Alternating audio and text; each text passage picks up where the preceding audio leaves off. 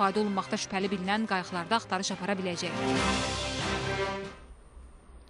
Sumqayıtda maraqlı bir aksiya keçirilib. İnsanlar tullantıları yığıb gətirir və bir yerdə dağ düzəldirlər. Tədbiri Aidiya İctimai Birliyi və Asan Xidmət birgə keçirib.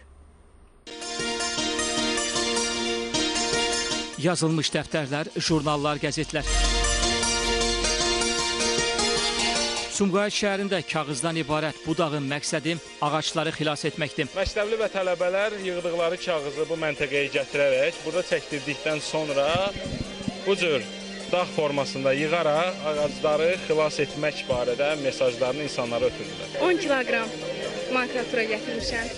Onun içində əsasən uğur qazandığınız kağızlardır, yoxsa uğursuzluq olan? Xeyr, bütün uğursuz olanlar təbii ki, yaxınlarımın, təkcə özüm deyil, yaxınlarımız kiçik bir cəmiyyət halında biz toplaşdıq və bütün makulaturalarımızı gətirib buraya təqdim elədik. Aidiya İctimai Birliyi və Asan Xidmətin birgə təşkilatçılığı ilə kağız tullantıların toplanmasına həsr olunan hər kağızı bir yarpağa dəyişək layihəsi çərçivəsində Yaşıl Dağ sosial aksiyası keçirilib. Hər bir vətəndaşın yığdığı o kiçik kağız parçaları gördüyünüz kimi belə dağlarla, yaşıl dağlarla nəticələnir və ümid edirik ki, bu aksiyalarımız təkcə Sumqayıtda deyil, Bakı şəhərində də, Gəncə şəhərində və regionlarımızda davam edəcək. Nədir?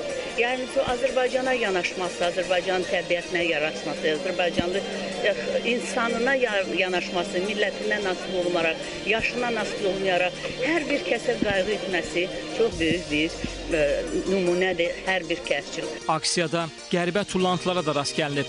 Mən yox. Mən yox. Mən atmamışam. Xeyr, mən gətirdim. Mən gətirmişəm. Hər yerin dəftərləri. Nə yapdın? İşte hoşuma gəlmir. Buna görə atmışsan da gündəlik. 2-yə barədə yazılıb. Necə 2-dən?